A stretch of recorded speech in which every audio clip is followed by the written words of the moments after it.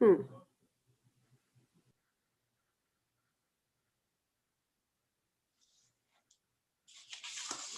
So Holly, will you be able to tell us what's in the chat? Mhm. Okay, thanks. All right. Hello, everyone, and welcome to Happy Joseph's Journey presents Navigating the Journey, a Mother's Perspective. We would just like to welcome you into our event. And the first thing we want to do, I'm going to share my screen.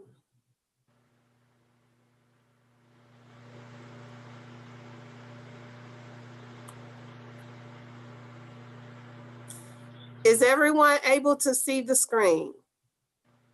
Yes. Okay. The mission statement of Happy Joseph's Journey is that we're a community of autism advocates that aims to offer inclusive opportunities to educate, empower, enrich, and celebrate individuals on the spectrum, their families, and communities. So one of our 4 pillars for our organization is to educate, and that is what we are going to do today with this awesome panel of mothers. First, I would like to start off by introducing our board of directors. I'm Latanya Winfrey. I am your president. Miss Allison Simpson, who is the vice president. Ophelia Childress, which is our secretary. Labrina Winfrey, our treasurer. James Morris, our marketing director. Spencer Rollins, our philanthropy ambassador, and Andre Waller, our special events coordinator. So these are the people that plan and put together events and also share the information and get the information out there to you. So we want to start by introducing our panelists for today. We have Miss Misha Rowland. She is the wife and mother of 2 beautiful children, a son and a daughter. As a 17-year human resources professional, she's understood the importance of people achieving their best self and reaching their full potential. When her son was diagnosed with autism at 4 years old, she decided that she would take a sabbatical from her career and focus on his needs. She's taken that same passion she had for helping employees to advocating for the services that her son needs. She is dedicated to ensuring that her son develops the skills and self-assurance necessary for him to reach his full potential. As she has grown in knowledge of what her son needs, she has been honored to be able to share her education and journey with others. This is Miss Misha Rowland. Our next panelist is Miss Holly Johnson. She is a Nashville native currently living in Jacksonville, Florida. She has 3 children ages 23, 30, I'm sorry, not 30, 23, 20, and 15. She holds a master's degree in education from Cumberland University and has been a special educator for 12 years. She currently is the director of exceptional student education at River City Science Academy in Jacksonville. Holly enjoys this position because it allows her to advocate for students with special needs to be in an inclusive educational environment. Again, Ms. Holly Johnson. Our next participant is Charlotte Nyatanga. She is a mother of 2, a boy called Victor. I'm going to let her pronounce his name, Blessings, and a girl called Rodero, Faith. Victor, almost 15, is on the spectrum. He was diagnosed at the age of 4, and that's when her arduous and mostly frustrating and lonely journey began.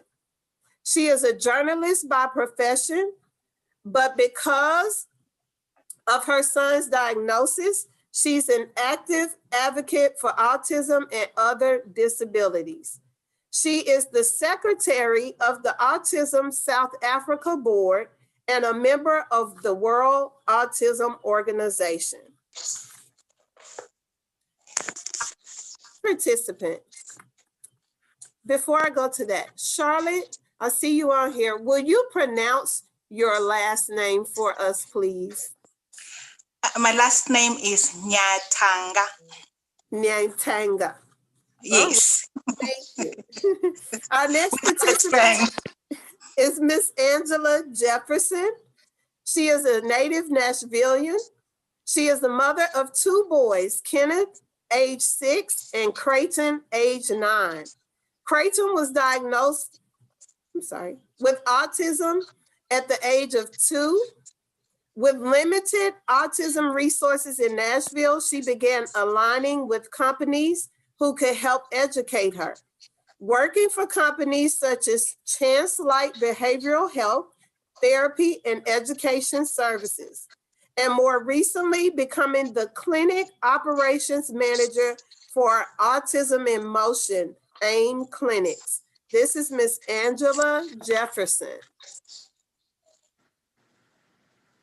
Our next participant is Miss Rayshonda Whitfield. She is from Tallahassee, Florida, and a mother of 1 son, Travis, who is 23 years old. He has autism and intellectual disability. She moved to Nashville, Tennessee in 2006, where she attended Nashville State Community College and Volunteer Beauty Academy, where she studied American Sign Language and cosmetology. Rayshonda specializes in special needs, disabled, and elderly hair, along with owning her own janitorial service. She also has a support group for young families who have children, adolescents, and adults with autism called Travis, Signs of Hope. Trust, research, achievement, vision, I support. Rayshonda has been the keynote speaker at the first Black Miss Tennessee annual autism event, along with other speaking events across Middle Tennessee. She currently hosts, pre-COVID-19, an annual all-white autism awareness dance for ages 18 and up for children and families with disabilities in May in honor of her son. Rayshonda also volunteers part-time with a host of other disabilities nonprofit organizations in Middle Tennessee. Her passion is helping families find the services that they need. Miss Rayshonda Whitfield. And our last participant is Carol Caserera. She is the mother of a 12-year-old son diagnosed with autism. She is a communications consultant by profession. Carol's aspirations include a postgraduate in alternative and augmentative communication studies to assist individuals with challenges in communicating. Carol Caserera. So these are our participants that are joining us today. And we are going to go ahead and get started and get into the nitty-gritty of these journeys and have our mothers give their perspectives.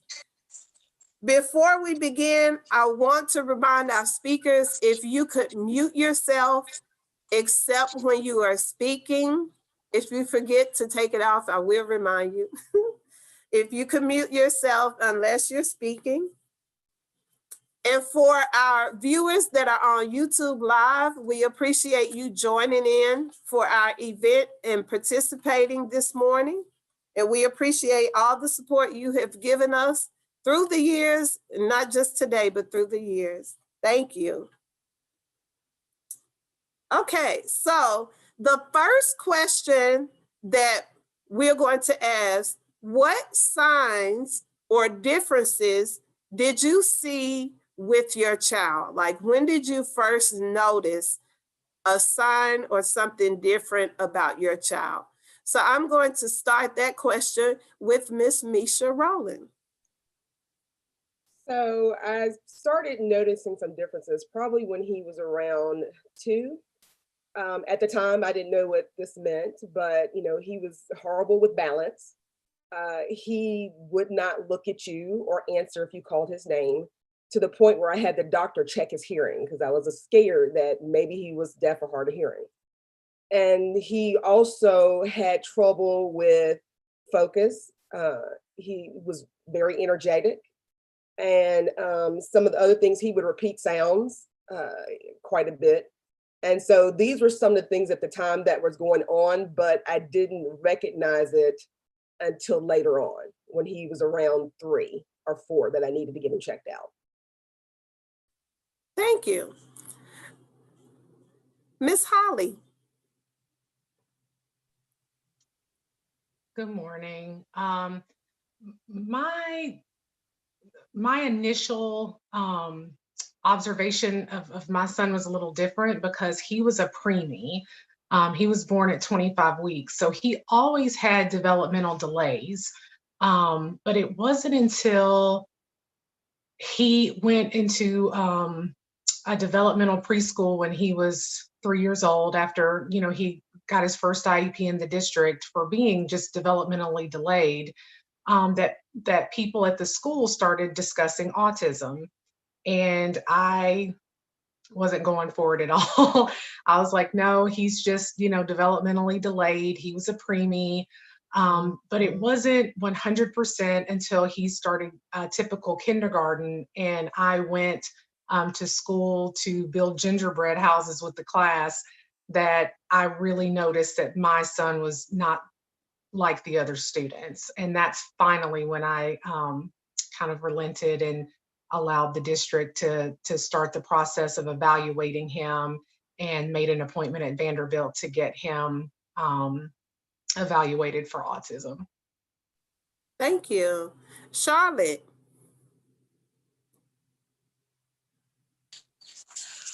For me, the first sign was that he wasn't babbling like other kids.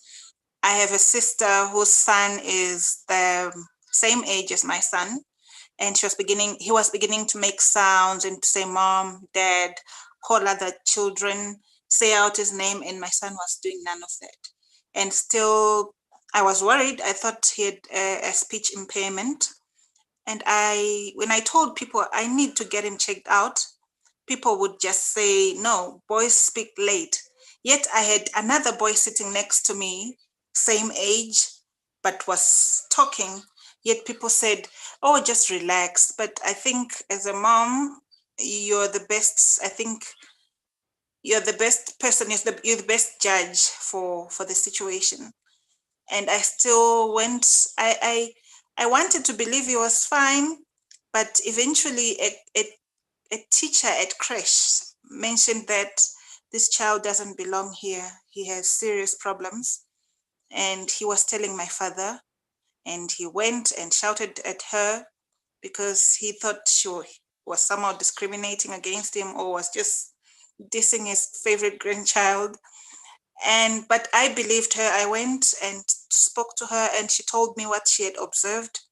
Although I didn't want to believe all of it, I thought a part of me wanted me to think she was exaggerating. But I could also notice he didn't like sounds, loud sounds in church. If people made noise, he would scratch me. I had marks all over my neck, all over my face, because he didn't like sounds. And some people said he probably has water in his head or things like that. And I went around, but unfortunately in Africa, autism is not very well known. Even the doctors don't understand it. So it was very hard to get a diagnosis. And I noticed when he was around 1 year old that there was something that was not right. And I told someone, I think he acts like a defective computer that acts sharp in some ways and then acts like there's something wrong the next moment. He eventually got a diagnosis after turning 4. So it was like 3 years of going round and round in circles, practically chasing my own tail, trying to get a diagnosis. And one would say, oh, it's his tongue. It's too big. As he grows, things will even themselves out and he will speak. And others would just say he's hyperactive. And others just said, relax, he's fine. I know someone who spoke at 8.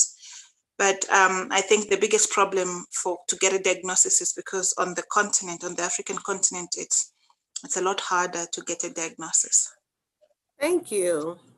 I like the comparison where we can see outside of the United States of what's going on in another place that may be different from us. Angela. I was actually very fortunate. My son had an amazing pediatrician who just kind of let me know very early on. So with Creighton, it was those typical doctor's appointments, you know, they have their clipboard out and has your baby's social smile come in? No. Is your child doing this? No. The answer to the majority of those questions for Creighton was no. And it's when, you know, doctors and nurse practitioners kind of give you that glance of these are milestones that your child should be meeting. That's what kind of triggered to me that something wasn't quite right. At 4 months, when Creighton started sitting up, he would sit in his playpen and he would just rock back and forth. I thought it was super cute. He'd rock himself to sleep. He was like this little fat, chunky baby. It's like, you know, he slunched over. And then maybe a month later, like the rocking turned aggressive to where he's kind of launching off of this thing. And I remember asking his doctor about it. I'm like, is this normal? I thought it was cute. He's just rocking himself to sleep. And it was around the 5-month mark that his pediatrician told me, don't be alarmed if you hear the word autism down the road. This is stimming, you know, it's self-stimulating, and it's a very common trait of children with autism. And it was in that second that I just started doing my research. And that's when I noticed he started babbling at the right age, and then he would stop. He would start doing this, and then he would stop, like that regression. And that just kind of prepared me. At the time, his doctor told me we can't test for autism until 18 months. So we're like at the 5-month mark. So I even have to wait and just kind of see, you know, how this is going to play out. But that's when the research started. So by the time he was diagnosed at 2, I was mentally prepared for it. Thank you. Rayshonda.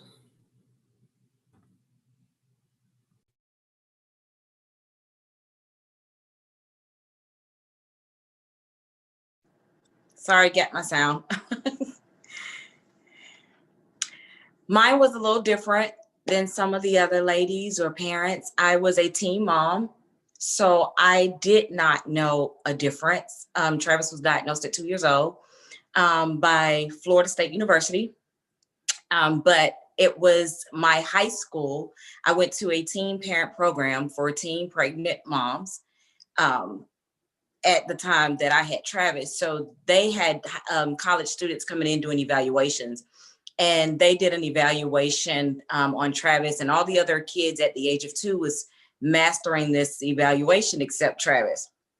And so they called me down and showed me the demonstration. And I mean, I was 15 years old. So it was kind of like, he's 2. Like, you know, this is what you want him to do. He's 2 years old. But again, I was 15. I really didn't understand it. So, you know, he had the diagnosis, but at that point, I was trying to figure out how to be a mom and a teenager at the same time. So I didn't notice a difference. Thank you. Our next question is what made us initiate the evaluation process? So I want to start with this question. My situation was a little different because Joseph was talking at about 18 months. He would tell me, have a nice day when I would drop him off to leave. And then one day it turned into gibberish. I couldn't understand anything that he was talking about. So me working in the school system, that's the only reference that I had because I didn't know any family, any friends at that time that had children with autism. And so I took him into his pediatrician, and normally he was the type that would go in and play with the stethoscope, high five her. And then at this visit, he turned his back to both of us and he spent the entire time tracing the tiles that were on the floor. Like there was no interaction whatsoever. And so after she saw that, she suggested to me that we initiate that evaluation process. So that's kind of how we got started. I'm going to let Holly start on this one. Like, what made you initiate the evaluation process? Again, it was after, the incident in kindergarten where, again, just seeing the social interaction from the other kindergartners and watching my son's lack of interaction just really broke my heart. Again, he'd always been kind of quirky, and that's what we used to always call it. And that started around age 2 to 3, where we did see that same type of regression. Like he didn't really speak a lot. He made a lot of sounds. But when he was with, close friends and family, he was different. But it seemed like in social interactions and when he was around strangers, I noticed more of a difference. But again, at the time, I just blamed it on developmental delay. I contacted the school and I asked them if, what did I need to do? Like, I finally want to consider this thing called autism. And again, they directed me to the Kennedy Center at Vanderbilt and told me to make an appointment there, and I did. And then I just started reading and educating myself. I bought the book, The Out of Sync Child, and read it cover to cover in one day. And I guess I just finally had to accept that this is really describing my kid. I think that maybe this could be autism. And so again, when I started the evaluation process with Vanderbilt, that's kind of when the learning began too. But that's what made me started. Thank you. Angela. So we accidentally started the evaluation process. Creighton's now 12 months. He was at his first dental appointment. And so his pediatrician and his dentist all were through Meharry Medical Group. So everyone's all in one building. You just kind of walk around the hall to get to wherever you need to be. So his first dentist appointment, he screamed bloody murder. I'm having to hold him down. And I remember this sweet woman just calmly walking across the way into the dental office, and she introduced herself as Dr. Theodore Pinnock, who is the developmental pediatrician at Meharry. And she's like, after your appointment, I would love to meet with you. And I was like, okay. It was embarrassing because I just thought that she just heard this screaming in her office and was going to berate me as a mother, like, what are you doing to this child? And so when I went to speak with her, she just asked me, which doctor he was seeing and what were some of the things that were being said about him. So at this point, he has been labeled as developmentally delayed. So he's just delayed. She assesses him and, she agreed, like there are some delays there. And she introduced me to TEIS, the Tennessee Early Intervention System. And that's kind of what got the ball rolling. And that's when we started early intervention. And we were already preparing for the actual testing and diagnosing at 18 months. And almost as soon as he started TEIS, like, we know this autism diagnosis is coming, right? So let's just go ahead and start preparing for what are your next steps? What are schools? They're educating me on what an IEP is, what a 504 plan is. And that's kind of how all of that started. It all started with a scream in a dental chair. Thank you. Charlotte. For me, I didn't go to get him assessed for autism. I just wanted the speech to be addressed. That's all I thought was. I knew there was something wrong, but I thought all the behavioral issues, the meltdowns were only because of the lack of speech. And I was convinced that once he started speaking, then we would begin to understand each other and the meltdowns would stop. So it was only by chance that I got the bombshell, but I had gone to the doctor saying I need a referral letter to go to a speech therapist.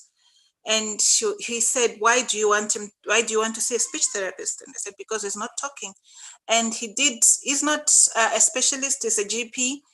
And he just looked at him and watched him go around the office and said, I see autism here, and I will refer you to a pediatrician who specializes in autism. But all I can tell you is I see that he has autism, and unfortunately he will never be able to learn anything. I don't know why he thought he had to tell me all that when he wasn't a specialist. Says he's never going to learn anything. He doesn't even know you. He just hangs around you because you give him food, but he doesn't know you at all. And I was sent back home. I made an appointment with the specialist, and she gave me a date 3 months down the line. So imagine with that kind of cloud hanging over your head, and you sit around at home for 3 months, and it was difficult. He had serious meltdowns. He couldn't go to preschool because he was not talking, and no one wanted a 4-year-old who couldn't talk. Even though they had babies that could not speak, they said, no, he must talk because he's 4, so we can't have him. So it was a very difficult time. And then eventually, when we went to see the specialist, okay, during those 3 months before the appointment, I had a notebook and I was writing down everything because I thought this doctor might be wrong. I need to have all the facts down so that when I see the specialist, then she'll be able to assess him properly from the history that I can give her, which was a good thing to do, because when I got there, I had all these notes and she was very impressed and said, yeah, this will help a lot because he might not present what he presents with at home, but from what you're showing me, he is autistic. And then she referred me to a special school to take him. Thank you. Rayshonda? Yes. So with my situation, like I said, I was a teen mom. So in the high school that I went to, they brought a specialist in because I just was not, for one, focused on he's not doing what the other children are doing. I grew up that we all different. We're going to do things different. That's fine. And so when they brought him in, they brought me down and said, okay, just watch. And so they did several different demonstrations. And I noticed it was something after they had to kind of prove to me he wasn't functioning like he should. And so they, offered me to go to Florida State and just start therapy. And I started there just doing some simple therapies and recognized like, oh, maybe there is something. Still, I didn't know what it was. They said autism, but back in 1997, I mean, that word rarely was heard, if it was ever heard. That was the first time I ever even heard autism. And so then there was still no movements. Everybody around me, especially my elders and everyone, they felt like it was just a label to label our children, especially as African Americans, label our children, always keep them behind. We'll keep them over there and keep them in a group. And my families believed that. And so, it was very hard to get him help because I grew up believing that, other races wanted to hold us back. So I did get the assistance for him just in case it was a problem, but not because I initially saw it, but because of what everybody was saying to me. So I had to fight through a lot of barriers of the families and people wording and what they were saying. I'm glad you talked about that because we're going to shift to that conversation in a few minutes. Misha, how about you in the evaluation process? So my story, it sounds a little bit of like all of these mother stories. I became more aware when we moved our son to a preschool, and that was when he was 3. And he started having a lot of behavioral issues. And so at first I'm thinking, well, it's a new preschool. They're not as structured as the last preschool. So this might be a transition issue. But they started saying, he would, have different issues around sound. He would try to run out of the preschool. He was getting a lot more aggressive with his behavior, hitting the other children. And so, and I'm just baffled because I'm like, what is going on? Because we never had this issue before. They were already also telling me, well, he's reading books. And so I'm thinking, okay, what is the deal? So this is just behavior. So then I started looking for Facebook groups that might help me kind of figure out what this is. So I actually started with a Facebook group that was called Strong and Willful Children.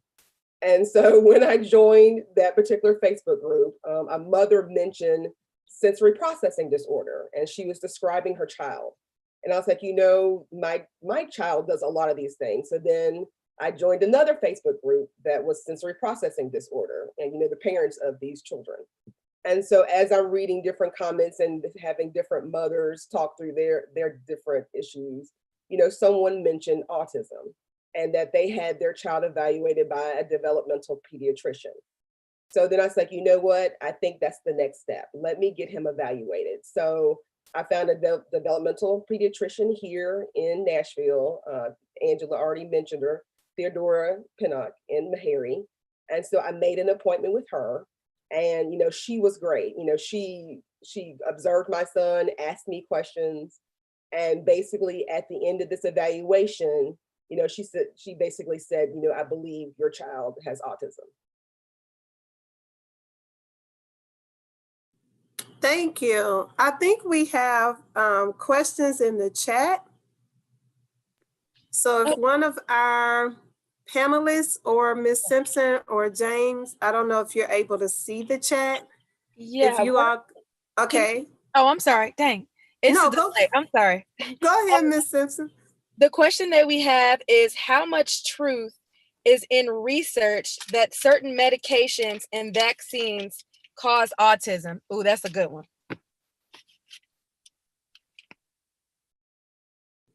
I know my opinion, but does any panelist, would you like to address that question? Yes, Angela.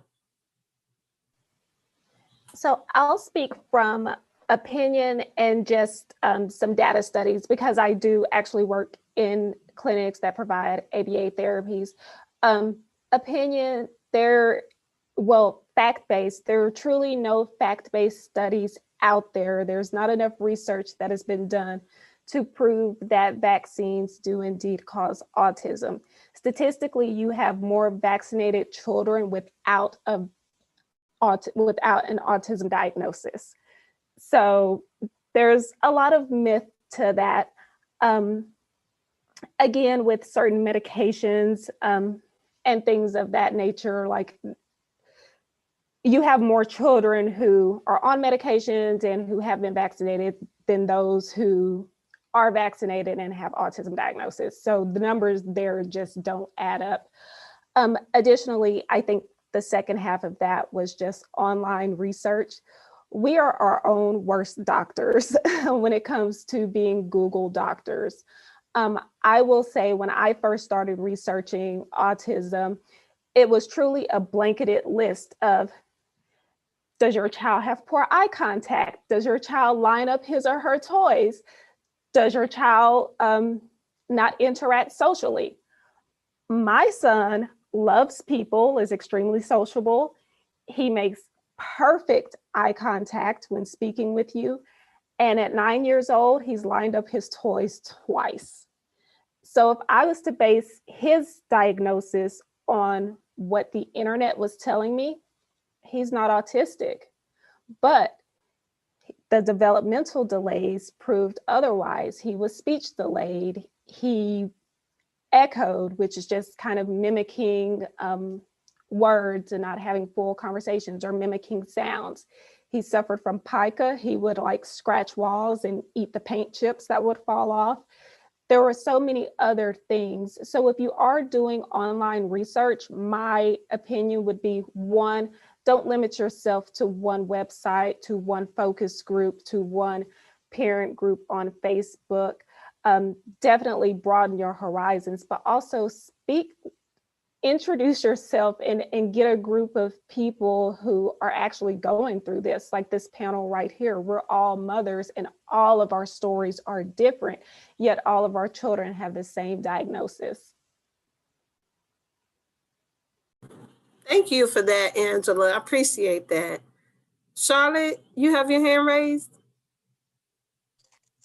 Yes, my contribution to the question would be that it's possible that some children react badly to vaccines and then get autism. I know one lady, a friend of mine, whose child was okay until he got his vaccine. And she says after the vaccine, he started crying nonstop, crying for days, heating up a lot. And then immediately after his temperature subsided, he stopped talking, he stopped doing anything, he became different. That was immediately after the vaccine. She can put it down to that. Of course, for mine, I wouldn't say that. I think he was just born with it. But that mom says she's very convinced that it was because of the vaccine. But I wouldn't say people should be, it doesn't mean people should be scared of vaccines. People react adversely to many things. Others react to certain injections that treat people. For instance, now I was just reading that in Norway, now the death toll has risen to 29 of people above 75 who've died after getting the COVID-19 vaccine. But other people haven't reacted that way to the vaccine. So it doesn't mean the vaccine kills, but it killed those people. So there might not be sufficient research, but I wouldn't dismiss it. I wouldn't dismiss that vaccines can cause autism. Vaccines can kill people. They've killed people in Norway, but other people are fine after getting them. I see that point that you're trying to make. And I feel like until we know truly what the cause of autism is, like I still haven't seen that research like this is definitely the cause, because like Angela said, her child displays that diagnosis in a totally different way from what questions are asked. Whereas with my son, he did line up the toys and he did lose eye contact and the speech wasn't there. But then I have other friends where their children are very sociable, maintain the eye contact. So we also know a quote that Ms. Simpson and I heard at the convention is, when you've met one person with autism, you've met one person with autism. Like they do not carry the same exact characteristics in each child. So each child is different from the other. So Miss Misha. Well, I just wanted to piggyback off of what Angela said as far as the research. I think ultimately for me, I think it was important to understand that, you know, you are not the professional to be able to diagnose. You know, you are a concerned parent trying to seek information on how to help your child. And so ultimately, I thought it was important to let's get to someone who can, you know, diagnose my child and has a background in education and a professional that can tell me what's going on. So do not rely just on internet, go to an actual professional. Yes, thank you. Ms. Simpson, do we have another question? I don't see any more. Okay. My chat is on a delay, so I had asked Ophelia if she saw any. Okay. Or if anybody else sees any. Well, we can keep going, and if you have another one, just let me know. I don't see any. Okay, thank you. So the next question, I'm going to try and merge 3 of the questions that we had into one. So it's related to when your child finally received the diagnosis, like what was your initial reaction? What were your emotions and feelings with that? And then how did others respond once you told them about the child's diagnosis if you told them. So for me, it was almost a relief because I knew something major had changed and I just wanted to know, what is it? And then once I know what it is, I can make a plan on what I need to do to better assist him. So once we went through the testing and it came back, yes, he has a diagnosis of autism. Okay, now what's my next step? And just like Angela, I reached out to Tennessee Early Intervention Systems, and we started early intervention with his speech as home visits. The therapist would come to the home, and that helped him tremendously as far as us first getting started on the journey. But as far as others and the initial reaction, I think I probably only told my family at first. And it was almost like, I think like Rayshonda, kind of like, they'll grow out of it. Don't worry about it. It's just a phase. Pray about it. It'll be and I like that, but I also want you to notice like he's going to do things a different way. So even though I'm not like the autism, I do want you to know when we come around, he's doing this because of this, and he needs this because of this. So I do want them to be aware. And he's had an awesome support system from the beginning all the way up until now. So they know if, I think as autism mothers, we don't get a lot of adult time. Like usually our children are with us. So they have been very understanding about if you ask me to come somewhere, that's not where he has to be 21 or above. But if you ask me to come somewhere, he's usually in tow with me. That's just how we operate. Like he's with me there. And they've even allowed me an opportunity where they set it up to where I can have adult time by putting plans in place where I can, leave him with a trusted adult, because it's hard for us to trust other people with our children. So giving me that opportunity. So his support system has been great. So I'm going to start with, this time I'll start with Rayshonda. If you could tell us about when you first received the diagnosis and feelings, emotions that you had with that, and then how others reacted once they knew the diagnosis. Sorry, hit the wrong button. I'm still learning this thing. Others definitely, like I said, reacted as, no, we don't even know what that is. We never heard of it. It don't exist. I mean, really, he's just delayed. And just like the other young lady said, he's a boy. Everybody kind of always threw that on. He's a boy. Boys always a little bit behind the girls. And so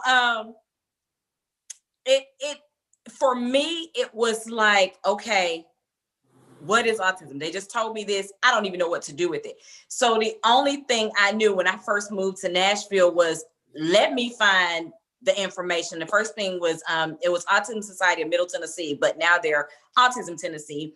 They had a workshop that says, you're newly diagnosed, come in and find out what it is. And so I jumped right in full force, like, teach me, because I don't know what I'm doing. But one thing I was taught by my mom and my dad and everything was that be a mom first. Like whatever he is, whatever he has, just be a mother, whatever that means. Feed him, cook him, clean him, and then everything else will just come. And after a time, I like you said, people invite you out, you can't go. You want to go, you can't go. A lot of atmospheres say, oh, we'll be fine. You can bring him. No, your lighting may not be right. He's not going to eat what you provided. I got a big bag over here full of snacks because he's not going to eat nothing over here. And so it's just accommodating. Sometimes it's so difficult to even take them out to do things because you have to change your whole, you really can't go over there and relax because you over there trying to still be a mom. So it's easier just to not go. And I know that sounds awful, but we're doing the best benefit for our children. And a lot of people just don't understand you know, because they can't see it. You can't see autism. You know, you would only really have to live it to really understand it. So it made it a big of a difference in the way that I had to live life. But I was 15, so I had no life anyway.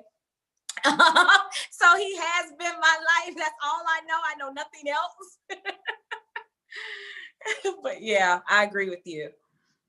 Thank you. And that is, I saw everybody nodding their heads, especially about the food, and like trying to find something that they will eat. Like, that's just a journey in itself. But Charlotte, can you tell us about once he received the diagnosis and then how others reacted to finding out?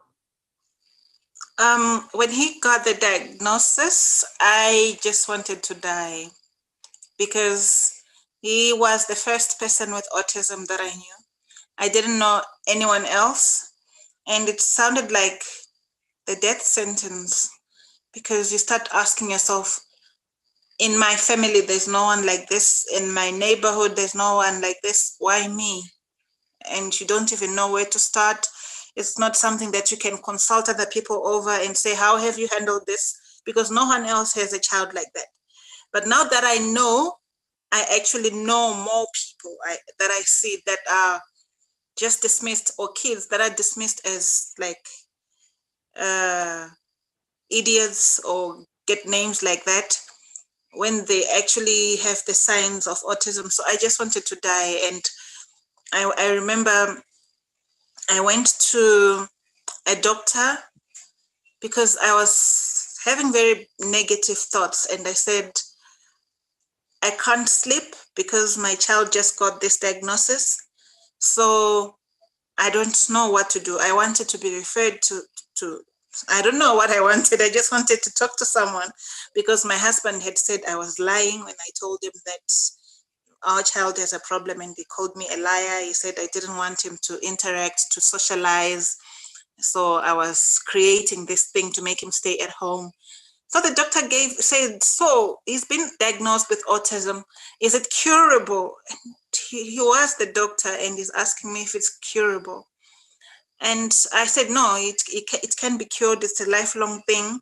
And he gave me sleeping tablets. And I was very happy. And I said, I'm going to take all of this and just die. I'll take them with my boy and die together. And I kept thinking about it. And then at the time that I was thinking a lot about it, a friend called me and said, you don't sound good. And he referred me to the South African Anxiety and Depression group and said, just call them, they'll tell you what to do. And they referred me to Autism South Africa, the mother body for individuals with parents whose children have autism. And from there, I wasn't positive, but it just allowed me to hang on and not be so negative. And I was referred to a support group. So I started realizing I wasn't by myself. I told my family, and my father wept a lot. Like, he was in a different country and he would just call on the phone and cry a lot. And he would say, I think I'm just going to die of hypertension. So that made it worse because I felt like I had failed my whole family to be the one that brings a child like that into the world. And when I told them that the doctor has said it's autism, and said, so she basically said he's mad. That was their understanding of it. So and everyone just said, well, in Africa, there's no autism. There isn't even a word in our language for autism. So everyone just said, that's what white people will tell you. They'll say it's autism, but it's actually your ancestors that are angry with you, manifesting through your child's behavior, or he's possessed by demons, or this and that, but it's nothing, but it's not autism. We are Black people, we don't have things like that. You need to get him to a prophet or someone, a religious person that can pray for him, or to a traditional healer. It's the ancestors. So you're trying to process, and you're being encouraged to accept your child's diagnosis. You get home, you get to your community, and everyone is saying, don't accept that diagnosis. That's not it. They're lying to you. So in the end, I just withdrew from society and stayed in my corner with my child and started processing that, okay, he's autistic. What do I need to do?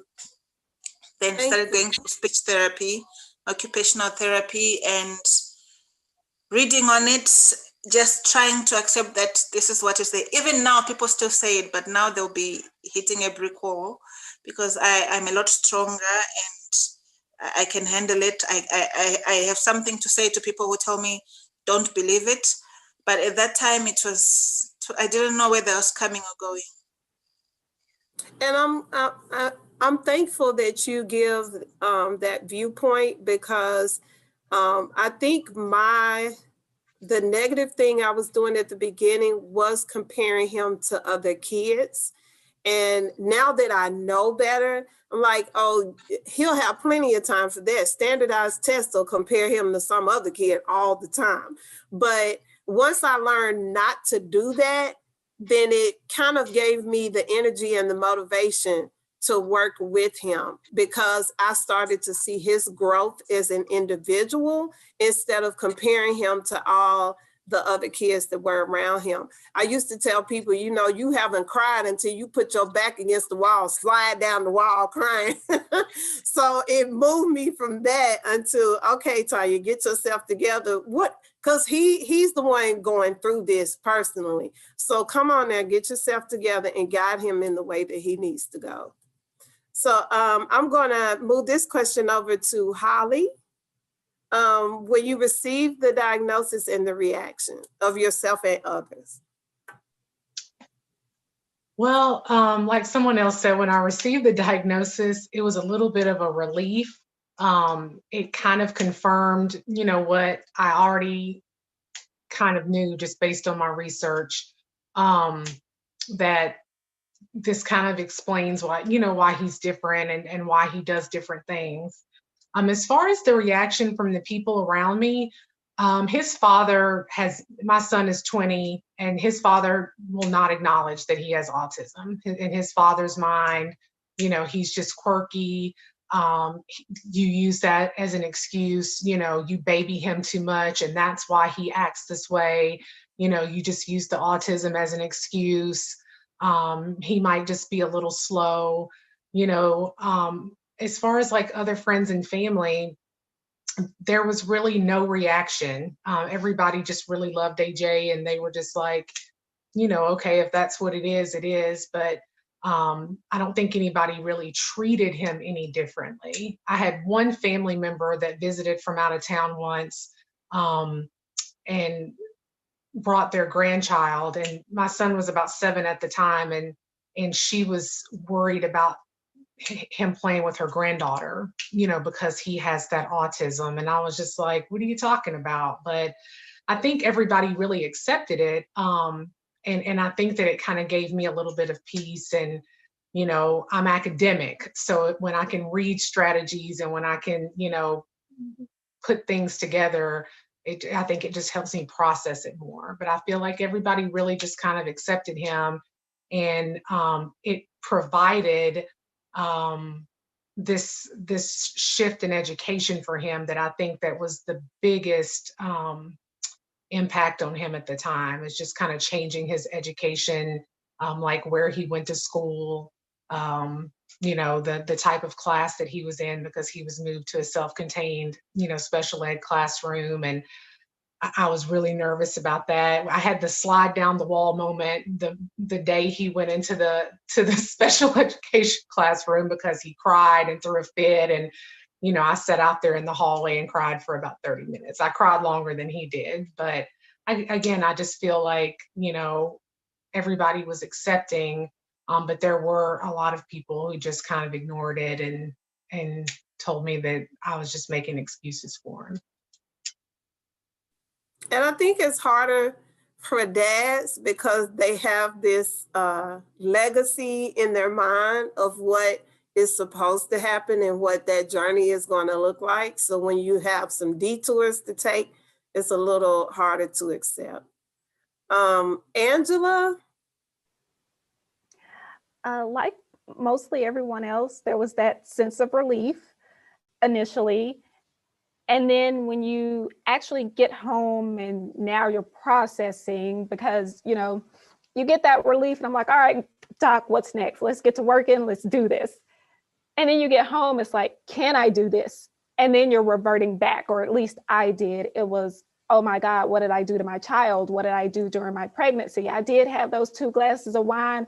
What did I eat? What, so there was a lot of self-blame. There was a lot of prayer, but the wrong kind of prayer. I tried to pray it away, as opposed to asking God for strength to get me through this, to better my child. It was like, no, take this off of him. My parents are extremely older. My parents are older.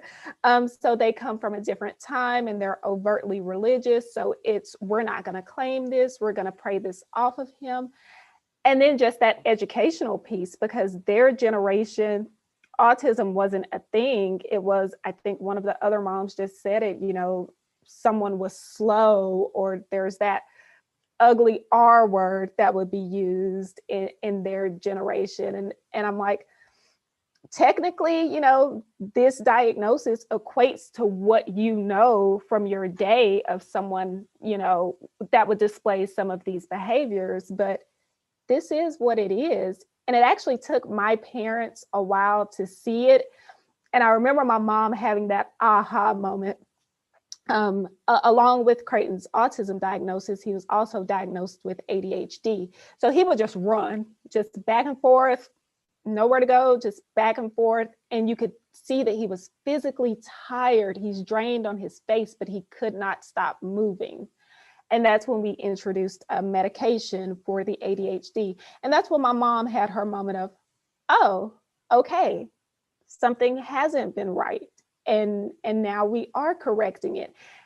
And it takes, I think people think when they hear autism that, we have to teach these kids to function in our worlds, when in actuality, we have to learn from our kids on how they learn. And so it was all a teaching experience for myself, for my families. Like, if you're going to be around Creighton, you need to know this. Someone said, he's not going to eat your food. He's, he's probably going to distance himself in a minute because he gets overwhelmed with a lot of people, that he just needs to revert and be by himself. Loud noise, he will cover his ears. These are all things that you need to know. Don't try to teach him how to adapt to what you're doing. Learn how he operates. And that's just the thing that I ended with, that I take away now, is that my son made me the strongest individual in the world. I am the woman that I am because of his diagnosis. And I can take that stance as a mama bear of, this is how you're going to treat my son. This is how this is going to work. And that's kind of the emotions and the feelings that start with you when you get the diagnosis, but also continue to progress as your child progresses. We're not wavering. This is who he is. Get on board and get off the train. Thank you. Yes. It's like, I saw a meme that said, my child is nonverbal, but I'm not. And so we have to be that voice to speak up for them.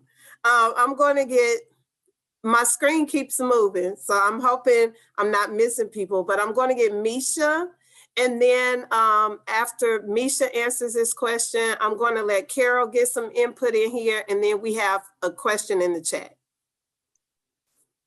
So pretty similar to everyone else, when I first got the diagnosis, there was a moment of confusion, just simply because I think I had this vision in my head of what autism was supposed to be.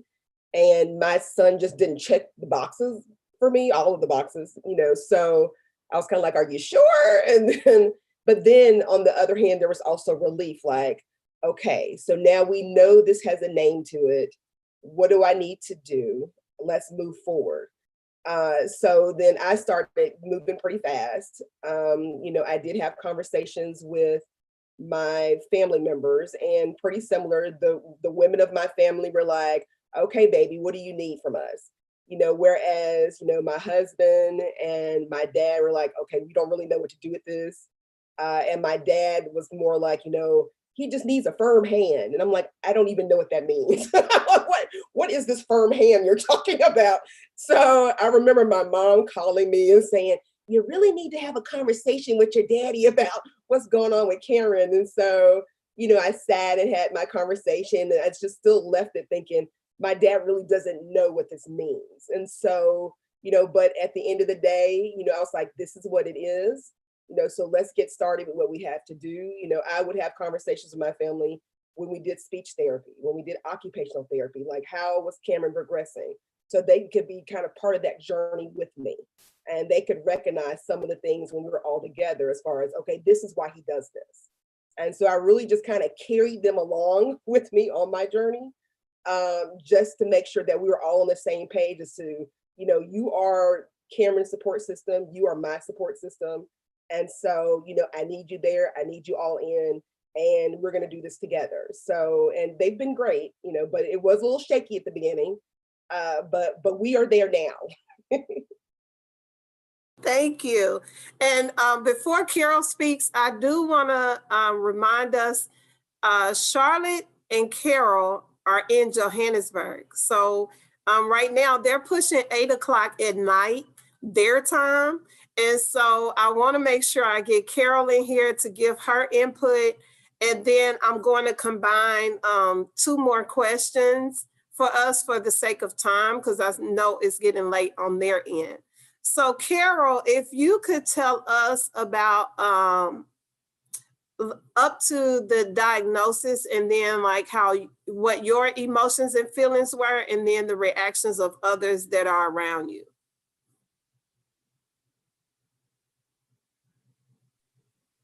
Hello, everyone.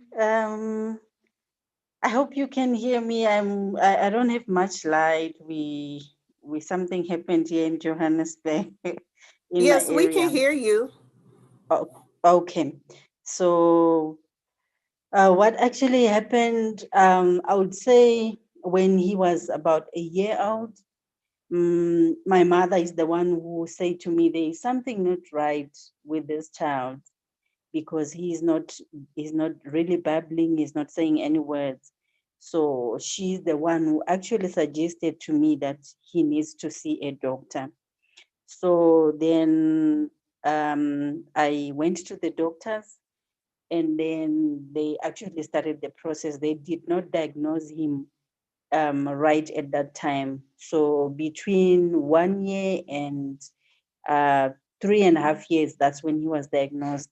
There was a lot of tests going on in between. So that is when the emotional roller coaster actually started prior to the diagnosis. So then when he was actually finally diagnosed with autism, I remember that day I just left and I went straight to bed. I just went to sleep. I spent the whole day in bed. I was crying, because before then I now knew what autism was, because one of the speech therapists had told me already that she was a bit worried that the worst would be an autism diagnosis. So I was preparing myself for that, but when it came, I could not deal with it. So on the day that he was diagnosed, that is what happened. So after that, now I had a lot of work to try and convince his father, because I had already separated with his father. So actually a single mom. Now, when I tried to explain all those things to him, he told me that there was nothing like that in his family. So it was my problem. So, and then he was telling me that it was just my way of trying to get, his attention. So he never really had time to listen to all that. And then I tried to explain to my friends, to my family. It was a bit difficult for them to understand, because it was something new in my family. And it was also something that I had to try and really get used to. I would read a lot. I heard Charlotte was talking about vaccinations. I tried to look back and think that probably it was the medication, because he had a lot of ear, nose, and throat issues prior to the diagnosis. I thought maybe it was because of the antibiotic. He took a lot of antibiotic during that time until he had an operation for tonsils. So I asked myself so many things. I couldn't really understand. At one point, I felt guilty. I was really guilty, and I thought maybe one day he fell off, the bed when I took him to the pediatrician. So I thought maybe when he fell, something happened to his brain. I had a lot of questions. I was, feeling guilty about some of these errors, some of these things that I did not do right. So it was a whole lot of things happening in my mind. Then I was told to join a support group. So when I joined the support group, that's when I met other parents. And when we started to talk about it, that eased my mind. That's when I began to see that, what, I was not the only one going through the same emotions. So I can say the support group is the one that really, helped me to accept the diagnosis. And then I went to it was like it was another department of the school where they would also help me, where they would have his sessions and my sessions as a parent, where they would train me how to look after him apart from the school. So that's when, I began to gain more confidence, even when I go out in public, and then people would not understand the behavior. Sometimes I would apologize until I learned that I really don't have to apologize for my child's condition. So I can say it was the support group and the school.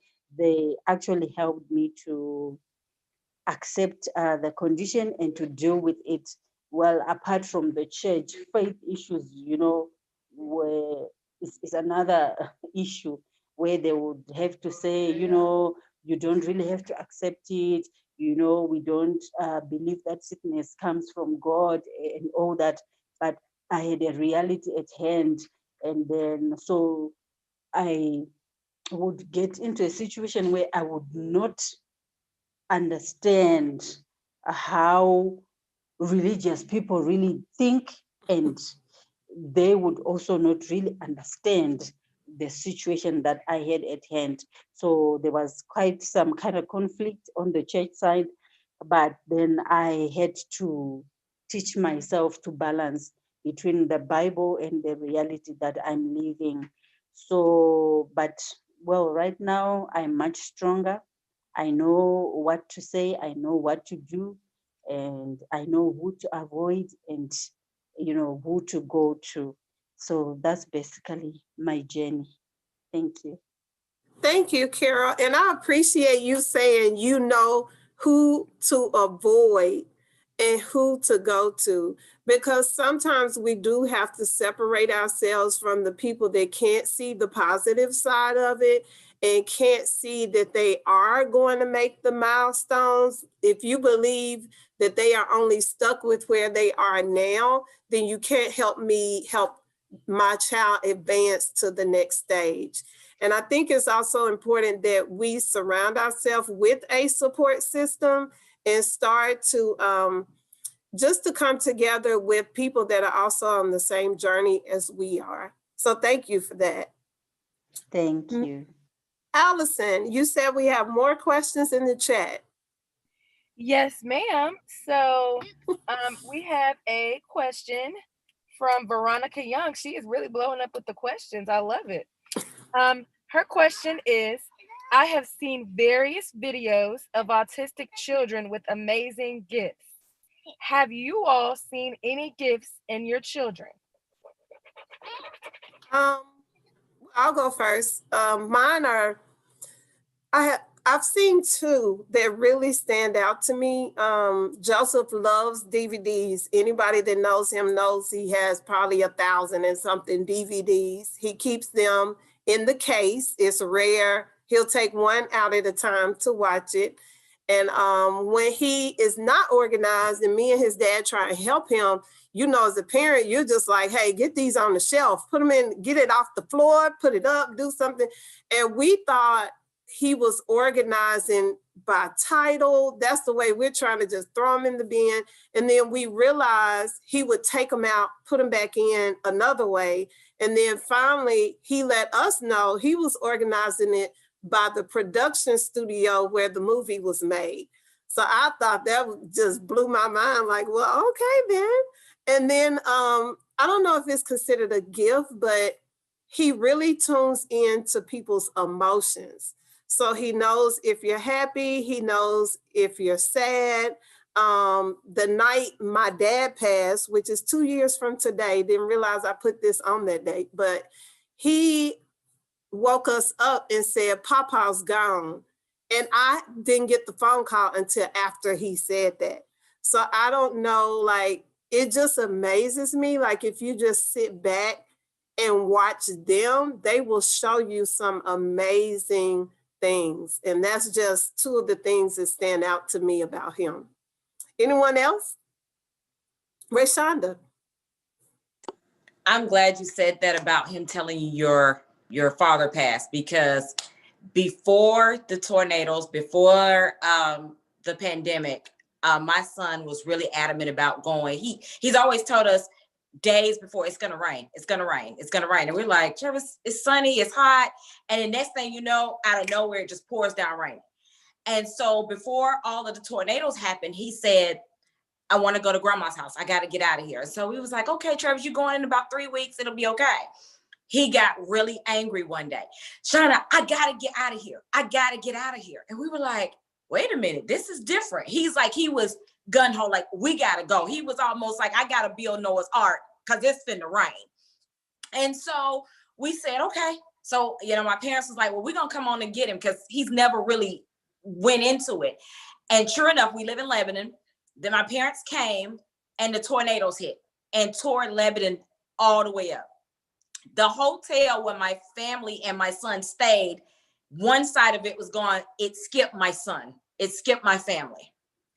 Got out. I couldn't even get to them that day. So it was like mind blowing that he was like, so when he got up and they got in the hotel. So I finally got to him. My dad said, we got to get out of here. My son said, we got to go. It's about to get bad. So we were thinking it was just the tornadoes. And he kept saying, no, it's going to get bad. And then this pandemic hit. And I was like, my God, what are you telling him? And so I told everybody, listen, if he tell me the world ending, I'm riding. Because I know it's going to come down, because he has not led me wrong. If he says something's coming, something's coming.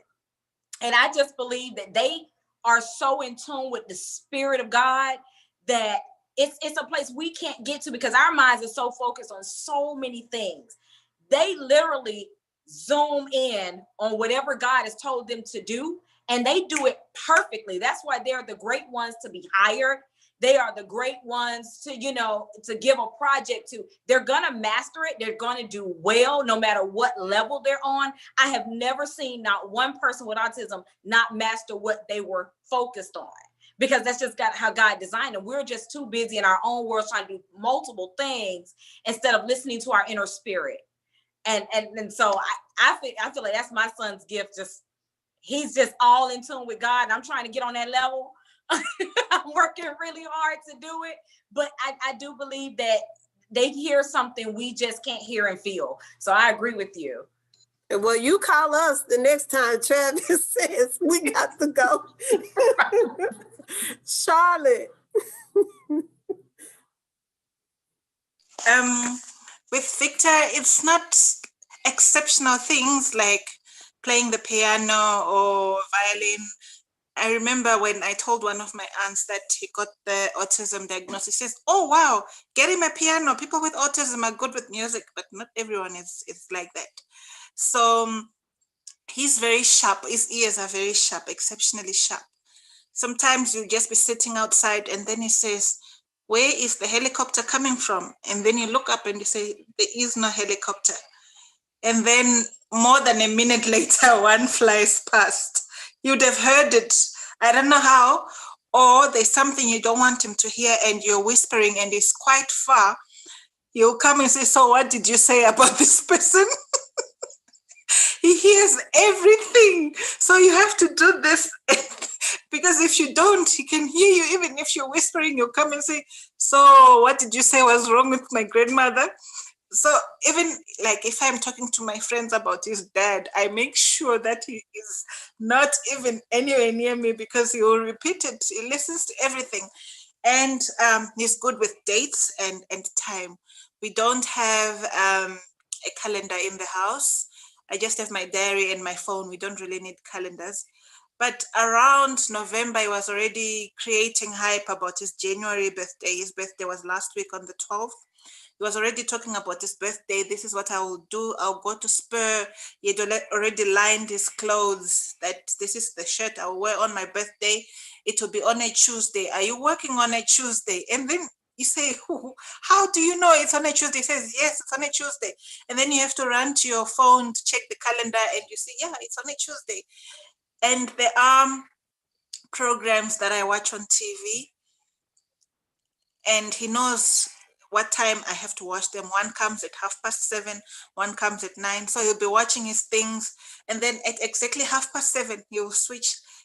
Without checking the time, he'll just know that it's time for mom to watch and he'll just switch and then he'll watch. So it's just one of those, some strange things that you don't know where they're coming from.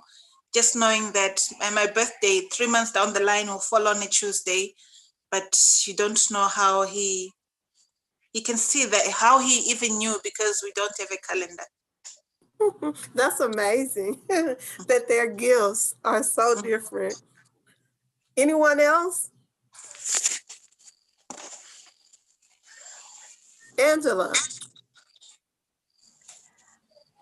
My son is a math whiz, which is ridiculous to me. It's very hard now that he's in the 4th grade trying to help with math. And I have my pen and my paper and I'm ready to carry the one. And he's like, no, mom, it's this. I'm like, what did you? Like, it's just in his head. He's such a math whiz and he's so quick. But the deeper gifts, to piggyback on Rashonda, so Creighton has always been interested in public figures, preachers, politicians. These were the things that when he was originally diagnosed with his ADHD and would run back and forth, he would stop to watch someone give a speech on TV. And being speech delayed, you would think that speaking wouldn't come as naturally to him. He loves giving speeches. He loves standing in front of people and talk. And he's an eloquent speaker to have been speech delayed. He's 9 now, and he's actually running for his 4th grade student council. He's running for president. So even in the church, when they have things, I'm like, please bring all of the speaking things to Creighton, because especially knowing that he was speech delayed, knowing that there were certain things that I thought that I would never hear, now I just want him to talk all the time. So he really has the gift of speech and is not afraid to use it. And I love that about him. Thank you. And I'm glad you said that because my sister, she's on the YouTube side of this. Her and I remember my friend Keisha saying, Tanya, don't worry about it. He's going to talk and you're going to have to tell him, be quiet because he's talking too much. And then my sister on the other end is like, when we first started going through, she's like, when he starts talking, I'm never telling him to be quiet because that's what you're waiting to hear them make that conversation and say those words. So I thank you for that input. I'm going to, for the sake of time, because I know the sun has gone down where they are. And I know Ms. Rayshonda, you have another engagement you need to get to. But I want us to end on this note. If each of you, and I'm going to give you some think time, if each of you could tell us one thing that others could take away from this. Like if you could tell anyone in the world about autism or just your experience, what would it be? And so I would say, stop looking at what they can't do and look at what they can do. So that's my one thing to take away. Misha? So I would probably say that it's not so important to try to make them fit into this box, but more important to kind of meet them where they are and just kind of look at the gifts that they have, similar to what you said. Thank you. Angela? Mine would be similar to what you said as well. I'm glad that society no longer calls it special needs, and now it's exceptional needs, because these kids are exceptional. Like, meet them where they are, like Misha said, and really foster their gifts. If nothing else, forget what the schools are telling you, foster who they are as individuals and pour into them. Thank you. Rayshonda? Mine would be, because me and my son, we have a lot of fun. He's a clown, I'm a clown. I say enjoy the process. Have fun with it. They quirkiness can be your quirkiness. It's okay. I tell my son all the time, we don't care what we look like. We okay, we happy over here. We're good. So, I often have to be a kid. He swing, I'm swinging, Just enjoy the process. That's what I say. Enjoy it, have fun. Thank you. And that's something we sometimes forget to do in the midst of it. So thank you. Holly? I think I'm a mom of a autistic boy, but I'm also a special education teacher. And so I've had the pleasure of, not only seeing the perspective of my own child, but working with countless other children who have autism. And my biggest piece of advice to other parents is, remember that one day you're not going to be here with your child. And I think that from the beginning, I always worried about what was going to happen to my son if I was not there to advocate for him. Mm-hmm. Just, hearing everybody on the panel, we're all mama bears. Like, we are our child's biggest advocate. We'll do what we have to do to advocate for our child and make sure that they have the best outcome. But I think sometimes when they're little, it's hard to look past that time for them. And I know that Rayshonda, she has an older child too, so she might can piggyback on this. But in my mind, I always wanted to make sure that he had enough skills, enough life skills, so that one day when I'm not here, that he'll be okay. Or even if, I tell parents who have, children who are profoundly autistic, make sure that you have a plan for him, so that if something happens to you, that they'll be okay.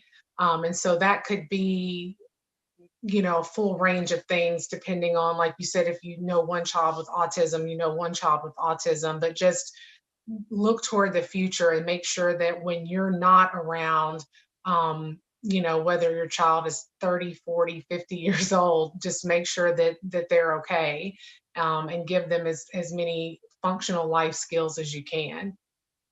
Thank you. And that's one topic that we will be dealing with later on in our virtual series, just related to like financial planning and transitioning. So what happens once your child is like over the age of 18, or just like you, I often think about, if I'm not here, what's the plan? So we do want to tackle that topic later on in our series. And Charlotte, what would be your advice to people in the world? I think my advice would be, don't write your child off, because the world is already doing that. A lot of people in the world are already writing your child off because it's autistic. I've noticed that when I go out, usually I have to tell people, because sometimes he can start laughing his head off, or someone will talk to him and he will just glare at them and laugh. So I prepare people for things like that, because I move around with him. I choose not to hide him at home or deprive him of socializing. So I move around with him, but I prepare people that he's autistic. And then people start treating him like he has no brain. They'll come to him, I'll be talking to him. I talk to him like normally. I just know that I have to choose my words carefully and not use big words and talk fast. But I address him like a normal human being. And then people come and say, do you want an apple? And then you think, why are they doing that? He's only autistic. I didn't say he didn't have a brain. So things like that will make you realize people have already written him off. They don't think he should be spoken to nicely, or he should be spoken to like a boy, a human being, a teenager. But so as a parent, don't be a person who wallows in despair to a point where you're also writing him off. Like someone just said now, that think of the future, teach him what you can, teach them to wash their underwear, to do the dishes. They might not do it right, but let them see that they're being accepted. They have a place, they have a safe haven where they are treated like human beings. Because out there, people will be abusive, people will say bad things, people will call them names, but they will know that at home, mom will treat me like a human being. Mom is my friend. Mom will let me do these things. Mom will teach me to do stuff. And also celebrate the little victories. Won't be like parents that will have their children like coming home with good grades or being the rugby superstar. We have our own little victories that we pop the champagne for, and everyone is wondering what's there to celebrate. But we will celebrate. Like for instance, I realized he plays with his phone a lot, and he was recording himself. Usually when you ask him to speak on the phone with someone, you just say, hello, how are you? Bye, and he runs away. But he was on his phone and he was recording himself. He said, hello, Darren. That's my sister's child, the one who's same age as him. He says, hello, Darren. How are you? Are you in Mandara? That's where he stays. And what are you doing? Do you play on your bike? Are you now in high school? Just recording on his phone, not planning to send it, just recording. So when I saw the recording, I was so amazed that he made like a real conversation, although he didn't have someone to speak to, but he recorded it. And I sent it to about 6 people, and they're saying, why are you sending this? But I was so excited that he spoke, he had a conversation. I said, yeah, that's what people do, but no, well, people just have to understand that the things that I celebrate might not be what they see as exceptional or worth celebrating, but as a parent, just celebrate, go have dinner because he made conversation, you know? Yes, and it's exceptional to us. We appreciate seeing any type of growth, any type of success, any type of victory. So we do not want to write them off. We do want to be their biggest supporters, their biggest advocates, and then create that community and that support network that they need. And so I thank you all for being on this panel today. Before we go, I will ask that you like, share, subscribe to our YouTube channel. I will post this video, so it will be the first video on our YouTube channel. So if you have friends, loved ones, your support system, you'll be able to share that video with them. So I thank everyone. Ms. Simpson, I know we did not get to all the questions today, but if I can, you will either be able to find the questions. Let's go ahead and do this, James. We have a Facebook page, and we have a Facebook group. So what I will do is start inviting and posting the questions to our Facebook group to get that started. So Ms. Simpson or Labrina, James, Ophelia, whoever's on there, Spencer, Andre Waller, if you could screenshot the questions from the YouTube, and then we'll post those on our group, and you can look on our Facebook group and find those questions and answers on there. And we'll have, when the panel can go in and check or add to it, you're welcome to do so. So I thank everyone for coming out today, everyone that stood by us and supported us. I do want to leave you with our information. So this is where you can subscribe to our YouTube channel. I'm sorry. Our Facebook, we're Happy Joseph's Journey. Instagram at Joseph's Journey. Our Twitter page is Happy Joseph's Joe and the number 1. And our website is josephshappy.com. So that is where you can find any information related to our organization. For the ladies, I appreciate you, Miss Misha, Rayshonda, Holly, Charlotte, Angela, and Carol. Thank you so much for sharing your perspectives today and being on this call.